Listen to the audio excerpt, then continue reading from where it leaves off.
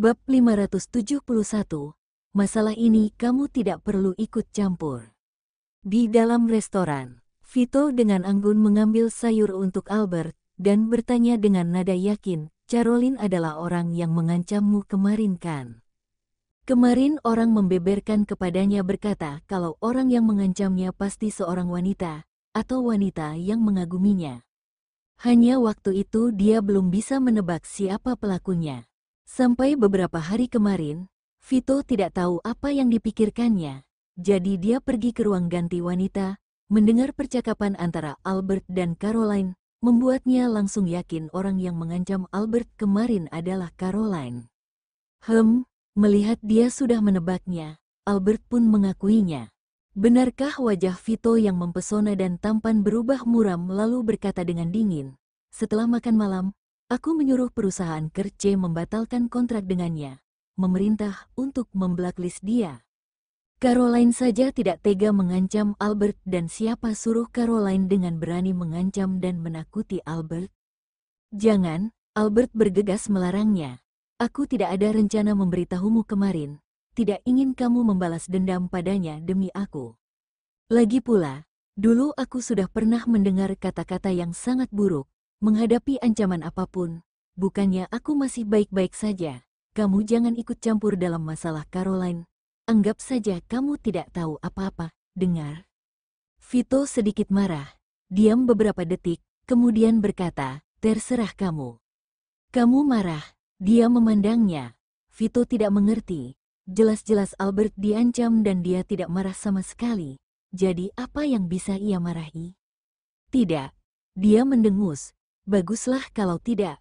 Dia tampak lega, mengangguk dan tersenyum. Melihat reaksinya, ekspresi Vito jadi semakin muram dan dingin. Padahal dia tahu kalau dirinya sedang marah. Tapi Albert pun tidak membujuknya. "Sepertinya kamu menyukai sayur ini, benarkah?" Sambil berkata Albert meletakkan beberapa sayur ke dalam mangkok dia. "Benar, kamu ingin belajar memasak sayur ini untukku?" Dia langsung bertanya. Melihat dia memperhatikan kesukaannya dan mengambilkan sayur, Vito menjadi senang. Alisnya diwarnai dengan senyuman, sangat indah membuat orang tidak dapat melepaskan pandangannya. Dia pertama kali mengambilkan sayur untuknya. "Aku tidak ada waktu." Albert tidak berpikir langsung menolak. Melihat bibirnya menjadi kaku, dia menggantikan kata-kata. "Kita katakan lagi setelah aku ada waktu." Balasan dia membuat Vito sangat puas. Setidaknya dia tidak seperti dulu langsung menolak, dan sekarang dia mulai mencoba memenuhi permintaannya. Melihat perubahan sikapnya terhadap dirinya, dia mendekati dirinya, semua karena Caroline. Vito memutuskan dalam hatinya, sementara mempertahankan Caroline sebagai bantuannya. Setelah makan siang, Vito mengantar Albert ke lantai bawah perusahaan Kerce dan mengatakan kepadanya bahwa ada sesuatu yang harus ditangani Kerce International dan akan menjemputnya sore hari. Setelah kata-kata buruk Caroline kepada Albert didengar oleh Vito, Caroline menjadi tidak tenang. Khawatir kalau Albert akan mengambil kesempatan untuk menambah di depan Vito dan menuntutnya dengan keras. Namun pukul 2 siang, melihat Albert seolah-olah tidak terjadi apa-apa, dia sendiri datang ke tempat latihan untuk berlatih. Setelah melewati 1 jam, tidak melihat sosok Vito, membuat Caroline merasa lega. Dia menebak bahwa Vito mendengar kata-katanya di pagi hari, mengetahui kalau Albert tidak menyukainya. Membuat Vito tiba-tiba tersadar. Karena ini dia berhenti memikirkan Albert, tidak lagi tergila-gila dengan Albert dan tidak lagi datang ke tempat latihan. Memikirkan kemungkinan ini, suasana hati Caroline tiba-tiba membaik. "Albert, kenapa tidak melihat Presdir menemanimu latihan?" Dia berdiri di hadapan Albert, bertanya sambil tersenyum. Albert merasa tingkat Caroline terlalu rendah, tidak bisa membangkitkan keinginannya untuk melawan. Lagi pula, dia bukan tipe orang yang akan mengancam orang lain karena seorang pria. "Kalau kamu ingin tahu mengapa dia tidak datang, tanyalah kepadanya. Kalau kamu tidak ada nomor teleponnya, aku ada, aku bisa berikan kepadamu." "Kamu?" Caroline menjadi marah. dan melihat sekeliling dengan hati-hati, namun tidak melihat sosok Vito. Tidak ada dukungan dari Presdir. Aku lihat seberapa lama Albert bisa berlagak sombong. Selesai berbicara, dia mendengus dingin, memutarkan badannya dan pergi. Saat ini Tama baru saja lewat. Dia bertanya dengan perhatian, "Albert, ada apa dengan kamu dan Presdir?" Dia lebih jelas dari yang lain, betapa dalamnya Vito menyukai Albert. Tapi setelah mendengar kata-kata Caroline, sepertinya ada yang salah dengan mereka berdua. "Aku tidak ada hubungannya dengan dia." Albert mengangkat bahu, wajahnya acuh tak acuh. "Kalian bertengkar." Tama menebak. Dia telah membawa Albert selama beberapa tahun sebelumnya. Tetapi dalam hal perasaan, dia tidak mengenalnya sama sekali. Tidak pernah melihat dia menunjukkan kalau dia menyukai seseorang, atau posesif, seakan-akan tidak ada yang dipandang oleh Albert si wanita idaman. Bahkan Vito pun tidak ada. "Kamu jangan mendengar tanggapan Caroline yang tidak benar. Kamu tidak perlu menanyakan persoalan aku dengan Vito." Albert selesai berkata dengan acuh tak acuh, berjalan ke guru tari, memulai berlatih kelas selanjutnya. Walaupun dia ingin mencoba menyukai Vito, mencoba bersama dengannya, tapi ramalan horoskop belum ditulis. "Kita bicarakan lagi setelah ada hasil." Karena Caroline mengira Albert sudah putus dengan Vito, tapi dia tidak ingin menurunkan statusnya untuk membicarakan gosip dengan orang lain. Bagaimanapun juga, ini tidak sesuai dengan kepribadiannya yang arogan. Jadi dia sengaja meminta asistennya untuk menyebarkan rumor tentang Albert. Di ruang teh, asisten Caroline mengepung beberapa artis baru dan asisten lainnya, dan berkata secara misterius, "Rumor ledakan tadi malam, walaupun sudah ditutupi dengan cepat, tetapi kalian seharusnya mengetahuinya. Aku mendengar dari seorang teman reporter media bahwa gadis kecil di foto itu memang putri Albert. Dengar-dengar dia lahir di luar nikah." Dan pernyataan yang dikeluarkan oleh tim PR Presdir tadi malam tidak menentang keberadaan gadis kecil itu. Bukankah Presdir mengatakan bahwa foto itu hanya gabungan? Seorang artis penandatanganan baru bertanya dengan heran. "Bagaimana foto bisa hanya foto gabungan?" Asisten Caroline mendengus menghina dan melanjutkan, "Seperti kata pepatah, tidak ada akibat tanpa sebab. Pernahkah kamu melihat orang yang tidak takut mati dan berani menyebarkan desas-desus bahwa Presdir menjadi seorang ayah?" Presdir mengatakan bahwa foto-foto itu adalah foto rekayasa. Mungkin karena Albert adalah seorang artis dari industri hiburan Kerce dan karena Vito adalah Presdir adalah Kerce Internasional, maka pimpinan harus mempertimbangkan keseluruhan kepentingan. Bagaimanapun juga, terkadang perilaku seorang karyawan seringkali mencerminkan citra suatu perusahaan. Albert telah menjadi pusat perhatian untuk beberapa waktu sebelumnya, dan dia baru saja kembali saat ini. Jika ada rumor tentang memiliki anak di luar nikah, seberapa besar dampaknya terhadap citra Kerce Internasional? Asisten Sherin, menurutmu siapa pria yang akan menjadi ayah dari anak yang lahir dari Albert? Bisik asisten artis lainnya. Bab 572, Putriku dan Vito. Asisten Sherin adalah asisten Caroline. "Anak siapa? Aku tidak tahu. Tapi yang pasti anak itu lahir di luar nikah Albert, anak haram tanpa ayah."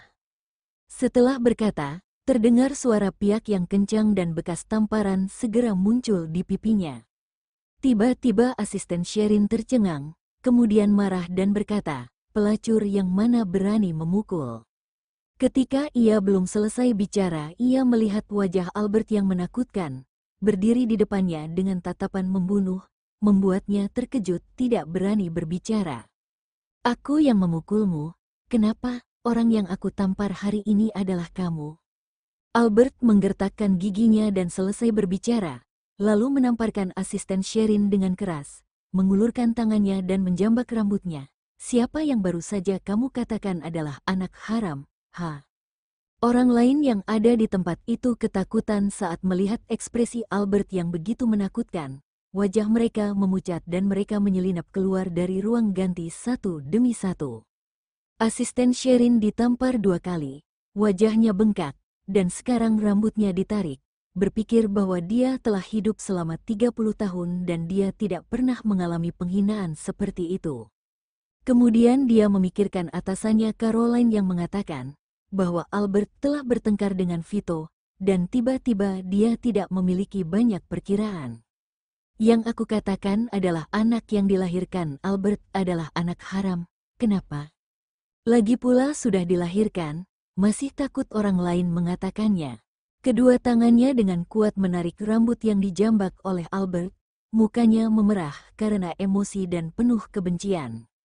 Tanpa dukungan Presdir, Albert sekarang hanyalah artis wanita yang sudah ketinggalan zaman. Dia adalah asisten Caroline dan banyak orang di sini harus menghormati dia. Lengan Albert dicakar dan ada beberapa tanda merah di kukunya, dan Sherin harus melepaskan tangan yang menjambak rambutnya.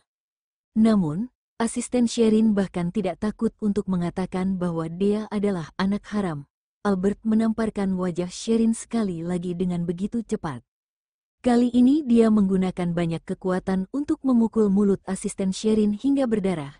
Sherin jatuh ke lantai hingga sepatu hak tingginya terlempar. Albert, aku bertarung denganmu. Asisten Sherin pusing karena jatuh dan emosi di dalam hatinya juga meluap-luap. Dia melepas satu-satunya sepatu hak tinggi di kakinya dan melemparnya ke Albert. Namun, Albert dengan mudah segera menghindarinya. Melihat sepatu hak tinggi itu tidak mengenainya, mata asisten Sherin memerah karena marah, dan dia bergegas menuju ke arah Albert. Jika dia tidak memberi Albert pelajaran berat hari ini, maka dia bukanlah Sherin. Begitu Albert ingin melarikan diri, dia merasakan lengannya ditarik ke belakang secara tiba-tiba, dan seluruh tubuhnya terbanting ke dada yang hangat dan membuatnya nyaman.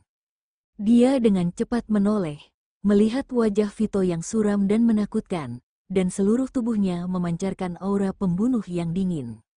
Asisten Sherin tidak menyangka pria ini muncul tiba-tiba, dan segera menghentikan langkahnya, wajahnya memucat, dan jiwanya ketakutan.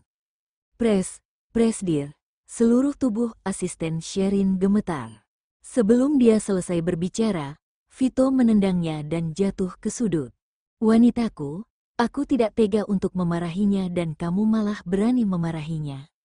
Vito menyipitkan matanya, tatapan kehancuran muncul, melepaskan Albert.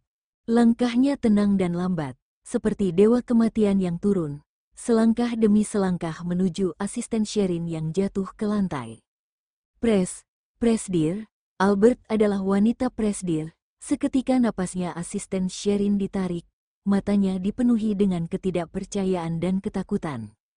Bukankah bosnya Caroline mengatakan bahwa Albert telah putus dengan Presdir?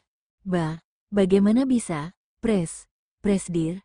Aku tidak memukul Nona Albert. Benar, asisten Sherin berjuang untuk mengatakan. Kamu tidak usah banyak bicara.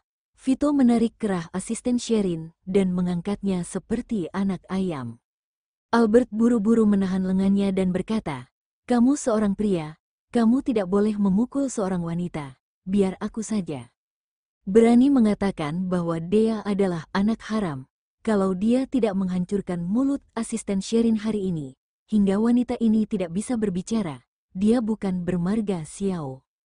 Wanita ini memiliki kulit dan daging yang tebal, jangan sakiti tanganmu juga. Vito mengerang selama beberapa detik sebelum membawa asisten Sherin keluar dari ruang teh dengan tatapan muram. Ketika dia datang ke ruang latihan, dia memerintahkan dengan suara yang dalam 2 menit, panggil Caroline ke sini. Kurang dari 2 menit, Caroline berjalan seolah-olah dia tidak tahu apa-apa. Presiden, apa yang terjadi? Apa yang terjadi dengan asisten Sherin? Dia tidak menyangka Vito akan datang ke sini saat ini, dan dia juga melindungi Albert. Pengakuan ini membuat hatinya dingin. Caroline, kamu kan bosnya? Apa yang terjadi? Kamu harus bertanya dengan dia baik-baik. Jika ada kebohongan, kalian berdua harus berhati-hati. Vito melemparkan asisten Sherin ke lantai. Dia tidak percaya bahwa tidak ada yang mendukungnya. Seorang asisten kecil berani menggertak Albert. Caroline harus berjongkok dan bertanya dengan getir. Asisten Sherin, Apa yang terjadi? Apa yang terjadi dengan wajahmu? Asisten Sherin menggigit bibirnya, dan wajahnya memerah dan pucat ketika dia melihat kerumunan orang di sekitarnya menonton. Setelah melihat Caroline diam-diam menunjukkan kepada dirinya untuk menyelesaikan, kemudian Caroline terus bertanya padanya. Dia jujur mengakui apa yang dia katakan di ruang ganti. Pada akhirnya, dia harus menanggung semuanya, menunjukkan bahwa dia tiba-tiba menjadi panas. Jadi dia mengatakan semua hal itu di ruang teh, dan tidak ada yang memerintahkannya untuk mengatakannya. Seperti kata pepatah, apa yang keluar dari mulutmu bisa menjadi malapetaka, terutama jika kamu berada di industri hiburan. Terkadang kata dari seseorang yang dekat dengan kamu dapat merusak semua upayamu. Wanita ini adalah asisten Caroline. Caroline sendiri tidak mengajarinya dengan baik. Hari ini aku akan mengajari kamu bagaimana mendisiplinkan bawahan. Vito memandang rendah asisten Sherin, yang duduk di lantai dan takut untuk bangun. Dia menggertakkan giginya dan berkata, Caroline, bukankah mulut asistenmu sangat bagus? Kamu memukulku, hingga dia tidak bisa berbicara. Dia berani mengatakan putriku dan Vito adalah anak haram. Begitu selesai berkata, terdengar suara terengah-engah. Kebanyakan orang tidak tahu apa yang terjadi di ruang ganti, tetapi terkejut, Putri Presdir. Kapan Presdir punya anak perempuan? Siapa Putri Presdir? Dan beberapa orang yang berbicara tentang gosip sebelumnya, wajah mereka semakin memucat ketika mendengar kata-kata ini. Putri Presdir, maksud Presdir, Putri Albert, apakah putrinya? Dan Caroline tampaknya sangat terpukul, dan seluruh orang tercengang, tidak dapat bereaksi. Bukankah Presdir menolak kemarin? Bukankah gadis kecil di foto itu bukan putrinya? Mengapa hari ini menjadi putrinya? Vito melihat ekspresi Caroline yang terkejut, wajahnya langsung menjadi dingin. Caroline, aku memintamu untuk mendisiplinkan asistenmu dan memberi contoh yang baik untuk orang-orang yang hadir. Mengapa kamu baik terdiam?